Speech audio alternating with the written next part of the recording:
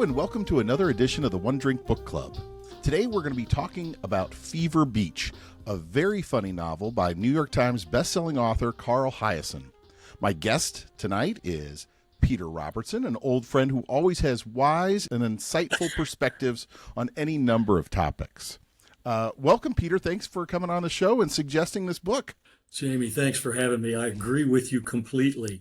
I haven't read too many of Hiaasen's novels, but I've read a couple, and if those two are any indication, he's a riot throughout his oeuvre. I recently read Dave Barry's most recent book, Class Clown, and he makes some references to Carl. I think they are friends, which makes sense. I mean, Dave Barry is also just very, very funny, which I think is very hard to do in writing. I think it's particularly hard to do, and of course they're both from Florida too, and have an appreciation for the oddness of that state.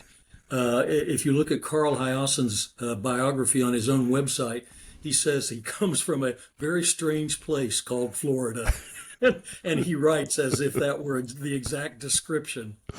Well, I don't know if you remember Love Lines, which was a radio show that Adam Carolla and Dr. Drew did. Yes. Kind of a call-in radio show. And they used to have a bit that they would do, and they would say Florida or Germany. And then they would read some crazy crime, like some weird thing that happened. It was like a precursor to Florida Man. And you had to guess if did it happen in Germany or happen in Florida? And it was very entertaining. So Peter, why don't you give a little synopsis of what Fever Beach was about? All right, I'll do that, Jamie. And it's not the easiest thing in the world to do because Hiaasen is keeps the book points towards a single conclusion, but he keeps several balls in the air at the same time that are elements of this story. So I made a couple of notes knowing that you'd ask this question so that I wouldn't forget any of them, because they're all individually such great storylines and come together so well. One of the main characters in the book, Dale Figo, is a white supremacist. He is at least the titular leader of a white supremacist group called the Strokers for Liberty, one of the funniest names that you can possibly imagine for a white supremacist group. And if you think you know what he means by strokers, you've got it right. That's what he's talking about. He wants to get money for that organization from a crooked Florida congressman named Clure Boyette, who gets his money from a corrupt pair of philanthropists in the state of Florida by the name of the Minks. And he's willing to give some of that money to Dale Figo's organization, the Strokers for Liberty, because he believes that white supremacists, coming out and trying to intimidate voters of color will help him win the next election in Florida. So that's one plot line. Clure Boyette's funding comes from these right-wing philanthropists, Claude and Electra Mink, and they're billionaires. The Minks want to tear down some citrus groves in Florida and do commercial redevelopment on their lands. That's the part of how they make their money. And they're trying to bribe a local Florida government official who sits on the planning commission board to do that. When he goes on the lam, they contract with a hired killer to try to track him down, because if they kill him, they'll have a majority of votes on the development board. At the same time, there's a character named Twilly Spree, and Twilly Spree is a character in at least one more of Hiaasen's novels, which I've read. I think he may be in more than that. And he's, if there's sort of one hero in the book, it's Twilly Spree, but he is an occasional eco-terrorist. And so he's complicated as well. He meets up on an airplane with a woman named Viva Morales, who works for the Minks. And they join together to try to bring down both the white supremacists and the funding that comes from the Minks. And that's the major plot lines that intertwine throughout the 300 plus pages, and it is absolutely hilarious, Jamie. It really is. His style of writing, the dialogue, the characters themselves. The Dale Figo. You can't. He's fun to hate. I mean, he's this Yeah, despicable guy, but he's so absolutely. dumb and so moronic that it's Yeah, entertaining.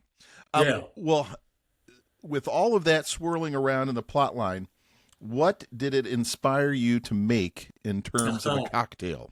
Well, you may have some guess because I'm since we're talking about a book with beach in the title, I've got a Hawaiian shirt on, Jamie, and I have brought a classic beach cocktail, the Painkiller, Ooh, nice. invented in the Soggy Dollar Bar in the British Virgin Islands. 2 ounces of dark rum, 4 ounces of pineapple juice, 1 ounce of orange juice, and 1 ounce of cream of coconut, with a little freshly grated nutmeg on top. Ooh. It's drunk all over the tropics. When I was in the U.S. Virgin Islands, I think I drank my limit in these cocktails, Jamie, which is a hard thing to do. So I love the painkillers. Well, the last time we were in St. John, I bought 2 gallons worth of pre-mixed painkillers, except for the rum, and so we added the rum, I'm which coming to lasted your the house, week. Yeah, Jamie. that's a good choice there. I kind of struggled a little bit today as I was thinking about this. I was trying to go with something kind of rednecky, and I did find a cocktail that is basically Southern Comfort, Mountain Dew, and lemon juice, and I thought that would fit well for this crowd. Yes, absolutely. And then I thought about like even just simpler, a Jack and Coke seemed like maybe their Yep, style. a good one. But then I ended up settling on a drink that I invented when I was probably 20 years old, Wow. and I was in a fraternity. And one night, it was like a random Wednesday night that turned into a drinking fest in one of my buddies' rooms. And we went till like 11:30, and we had run out of beer. So I ran down to my room, and I just collected everything I had in my little mini fridge. And what that ended up being, I was very classy at the time. So I had a bottle of white Zinfandel, There you for the go. ladies if they come Yep. over, you wanted to just look classy. Sure. So it was a full bottle of white Zinfandel, 2 bottles of orange juice, a can of Sprite, and a pint of vodka. Wow. And I had several of these, and I turned into an alter ego called Honest Man. And Honest Man would tell you anything you wanted to know about what Jamie thought of something with no filter. It was a bit of a dangerous evening. But the drink was delicious, so I decided to make an Honest Man.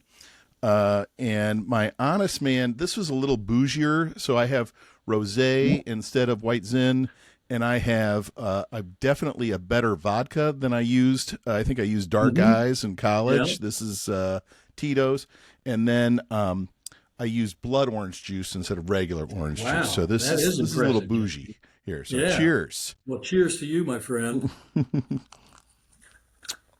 Well, so clearly this book is kind of inspired by the times we're in now, and Definitely. they make several references to the Proud Boys and some of Right. these white supremacist groups that we've been seeing around. And what I thought was hilarious is that the reason Dale got ejected from the Proud Boys, he had 2 reasons. One, he decided himself he didn't like Proud Boys because they were anti-masturbation, and so Right. he thought that he couldn't handle that. And then he had mistakenly during the January 6th protest taken dog crap and rubbed it on a statue that he thought was Ulysses S. Grant, but it turned it Right. out it was like a Confederate guy, and so all the white supremacists were mad at him. So I think clearly Carl is making fun of this crowd. Absolutely. Do you think humor and parody is an effective tool in terms of shining the light on extremist positions? Well, that's a great question, Jamie. Is it effective in shining a light? Absolutely. Um, is it a sort of a useful tool in changing things? I don't think so. But I think in the sort of the tribal politics that we have these days, that humor is one of the few tools that we have that is less damaging to relationships between people than any other in trying to sort of engage people about this sort of thing. But I'm not naive enough to think that if a sort of a MAGA person were to read this book, that he or she would say, okay, well, I want to have a conversation with Carl Hiaasen to try to work out the differences between us, because he really does just, savage what he sees as and I don't think he sees every sort of MAGA person this way. I think he sees the extreme part of them as not adding anything valuable to the discussion, and not engaged in anything that's going to help move our country forward, even if their agenda were fully adopted. Yeah, well, I mean, he clearly put them in such an extreme position that I really no reasonable person Right. would want to who would think Dale Figo was a good guy and all Sure. his buddies. I mean, Yep. they were so bigoted, they were anti-Semitic, they were anti any minority. They Right. really were extreme, and I think it would be funny to see the author go after the left in the same way. I mean, it's almost like Portlandia is a lambasting of kind of the over the top progressive crowd as well. Yep. Um, and I think sometimes though you have to go towards the extreme with the humor because, like I said, no one would agree with these guys because they're Right. so bad. But if you start making them only halfway where you can say, well, I kind of agree with him on this and I kind of agree with him on that, then I think it turns into that you're offended. If you happen to be on the left or the right, Right. you could see this as offensive. But I don't know that anybody would read this and say, oh, I'm on the they treated these white supremacists poorly in the book. Yeah.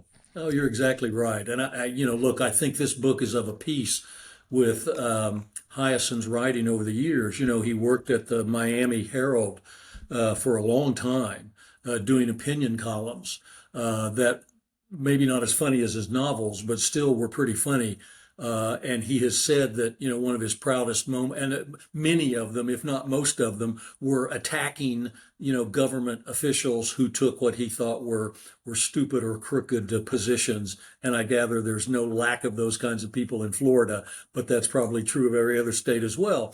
And he said that one of his proudest moments was when I think it was a city of Miami official introduced a resolution condemning Carl Hiaasen for the, for the columns that he wrote.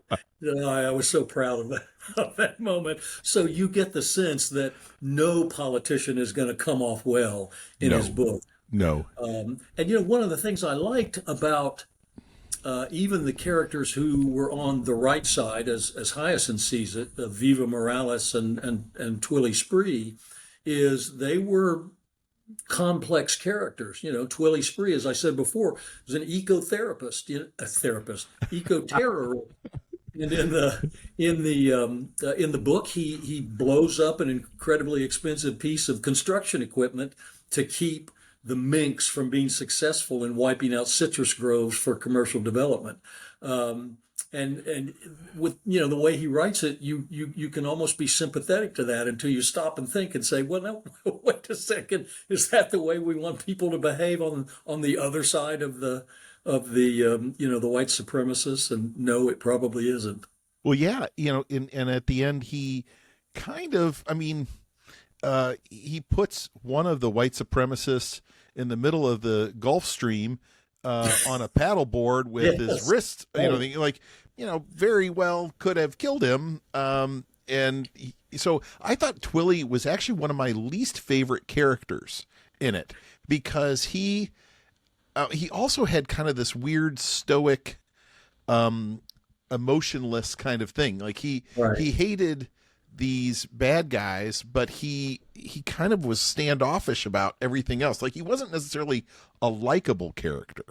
No, you're right, and the fact that he had a huge inheritance and didn't have to work for a living and was separated, from most of the people that he would come in contact with, made him a little different too, a little diffident, and it's not entirely clear at the end of the book that the relationship that he and Viva Morales had was going to work out any longer than the end of the book. So yeah, it was. I liked him, but he was a complex character. You can't say, oh, he's the hero of the book uh, Some caveats. without a caveat there. Exactly. Well, he also had a little bit of that feeling of, like you said, he had this big inheritance, so he didn't have a job. He Right. had anger management issues, um, and he seemed almost bored. He did Oh, some of the stuff absolutely. to screw with people more because he was bored than because of Yep. anything else. Absolutely right. Um, Absolutely right. so, well, one of the things that was so enjoyable was the author put in a lot of really funny scenarios. Were there Yeah. any that stood out to you as particularly funny? Well, you certainly named one of the ones that stands out the most, that gets repeated over and over as people talk about Dale Figo. The fact that he didn't even bother to try to recognize a Confederate statue from the Ulysses S. Grant statue that's outside of the Capitol building, Right. and smeared dog feces on the wrong one. Um, I think the other that I particularly liked is that the fig leaf that Clure Boyette, the congressman, had for the $2 million foundation. The Minks gave him $2 million. Was that it was called the Wee Hammers, and it was going to train grade school kids with building skills. They actually took them to a construction site. I mean, obviously it was a complete fake, but they had to have some evidence that this was their intention. So they took these kids and gave them power tools, which ends up in some of the more funny but more violent elements in the book, especially among children. That I thought was absolutely hilarious. Why wouldn't you give a 12-year-old from an at-risk home a nail gun with all his Absolutely. friends? Yeah, I mean, that sounds like a great idea. absolutely. Yes. And I do have to say that Dale Figo, at one point after he's leaving his lawyer's office, gets on his bicycle because his truck has been repossessed and stolen and everything else. And he rides his bicycle right into the side of a moving truck, and has, I guess, most of his face scraped off. So the surgeons have to reconstruct his nose.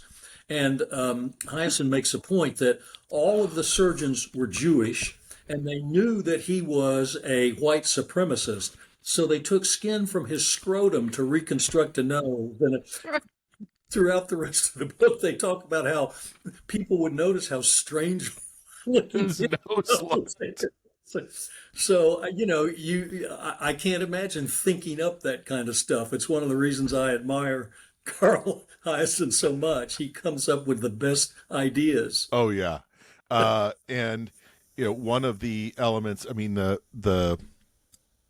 corrupt politician, the congressman. Yeah, He is. I mean, just straight out of Central Casting. If you can find a more despicable person, you're not going to find him. exactly. He constantly goes to escorts, Right? and he wants to be put in a dog collar and a muzzle and Yes. snowshoes. I don't know where the snowshoes come from, but part of the reason he gets caught doing this is that he Venmos these people. So there's a record of all of his payments. Um, and one of them ends up trashing his house, and because he didn't pay her enough. I mean, he just is really slimy, just as slimy as you can get. He absolutely is, and again, obviously, it's a parody of a corrupt congressman. That you notice about him is that he is just completely obsessed with reelection above anything else, and that's not altogether a terrible instinct in a member of the House of Representatives that has to run every 2 years. From the minute you win an election, you're running for a reelection. Less than 24 months away. But he is so corrupt and despicable about it. And number two, he has no real serious legislative interests. His biggest interest is introducing a legislation that would require all eight balls for pool to be manufactured only in black. You couldn't have any rainbow eight balls. I don't know if any rainbow eight balls exist, Jamie, but I guess he associates the rainbow flag in any way, shape, or form with LGBTQ communities and is going to outlaw that. And that's his only serious, if you will, legislative interest. Well, he saw a report on Fox News that there was going to be, some right. movement to Yeah. force the billiard manufacturers to replace the black eight ball with a rainbow Right. ball, and he was not going to let that happen. By and scheduling by a God. congressional hearing, bringing Yeah. up all the billiard ball manufacturers to talk about it. The one thing you forgot to mention is what Dale Figo does for work. He does have a job. Yeah. Is this a family show, Jamie? Well, That's how I've been That's avoiding true. it. All right. Well, maybe let's just say it's a novelty company. He spends packaging up replicas of female rear ends. How about There that? you go. You handled that very well, Jamie. And he uses them as gifts to the people that join his white supremacy group, and they're quite popular. And he gives one to Claude Mink, the billionaire who helps fund his group. And the scenes where Claude tries to make use of it are both hilarious and sickening at the same time. I really don't want this to be turned into a movie. Yeah. That was really my thought there. Nobody needs to see the dream booty in action. That's exactly right. Well, were there other characters in the Dale Figo universe that you found engaging? I think that the four characters stand out: Dale Figo, Viva, and Twilly, and then the character Jonas Onus, who is a member of Figo's white supremacy group, and who has designs on becoming the leader of that white supremacy group.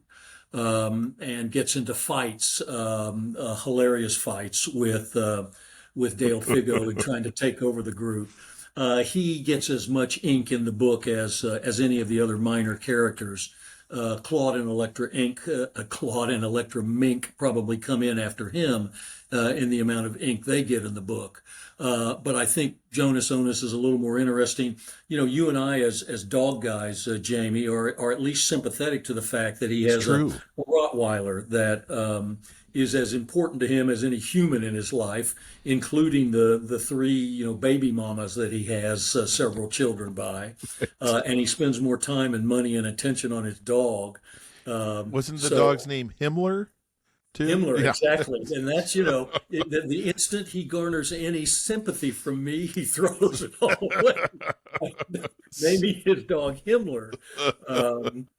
And it's the dog dies in an unsavory way that involves one of the adult novelties that Dale Figo packages, and I won't say any more than that. All right, so you've worked in Washington a long time. You've been, around Congress. You've been in the in different administrations. Um, I hope you've never met somebody as bad as Claire Boyette. But did you have any? You don't have to name names, but wh- could you go? Yeah, I've seen that before. I've seen something close. Definitely. I can remember I worked on Capitol Hill as a staff member for a number of years too, and that was, my closest opportunity to observe. And when I was a staff person on the House Budget Committee, um, during the duller or off moments of congressional hearings or markups of a budget resolution, the staff would engage in conversation about who the least intelligent member of the committee might be, and we could get into vigorous conversations that lasted quite a long time because there were plenty of candidates on both sides of the aisle that might earn that award, Jamie.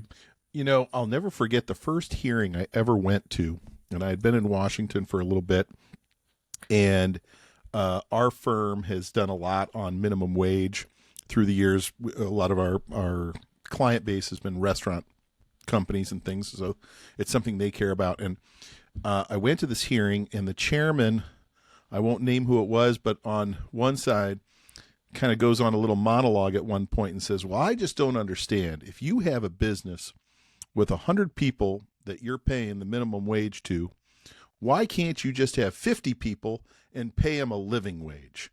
And I thought, I don't even know how to answer that question. Like, are you serious? Like, now, to be fair, these guys have to know a little bit about a lot of issues. Absolutely. But I thought that one was a pretty basic one where you would say, well, actually, the business needs 100 people. That's why I hired 100 people. If I only have 50, it doesn't work. Right. But that was one of those moments where I was like, these guys doesn't mean that just because they got elected doesn't mean that they've got a lot of stuff going on upstairs. No, you're exactly right.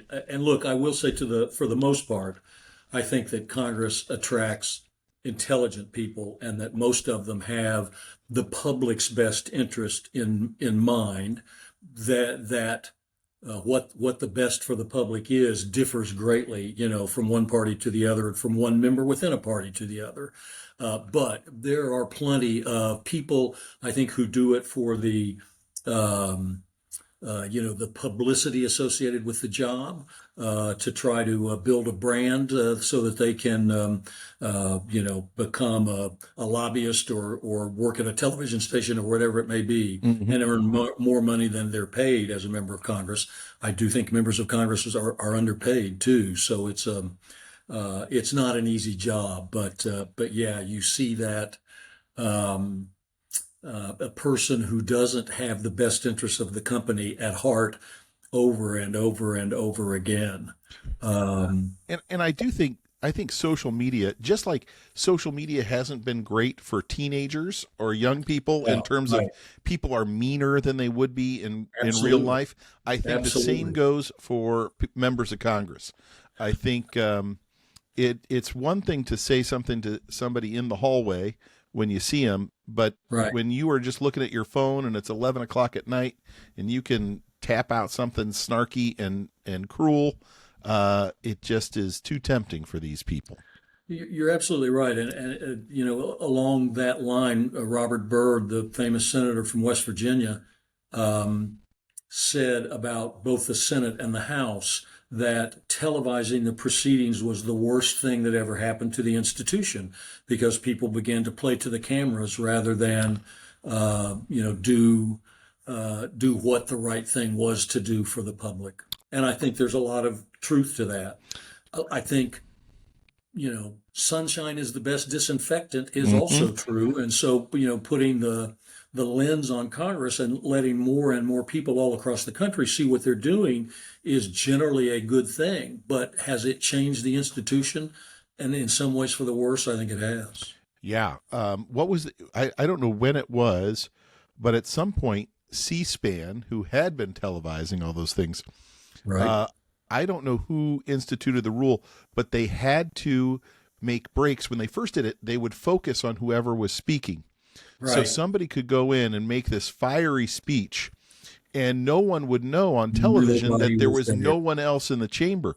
And so they Right. put in a rule that they would have to pan the room on a wide angle every Yep. couple minutes, which I Yep. think did help with the grandstanding that was happening in off hours. Oh, absolutely, absolutely. And most of the important work in Congress is not done, on the floor. It's Sure. done before you ever get to the floor. But I think it was still a good idea to show that members were out, most of them doing their jobs off the floor of the House, and that the member that was there breathing fire was grandstanding, as you said. Well, what's the next book or books on your nightstand right now? Well, What are you looking to read? I don't have just a nightstand, Jamie. I've got an entire bookcase in the basement that we just brought into the house, and I took my to be read piles and literally filled up the shelves of a medium-sized bookcase with things I want to read. But the next one that I'm going to read is James by Percival Everett. You probably know the retelling of the Huck Finn story, but from the point of view of the runaway slave Jim.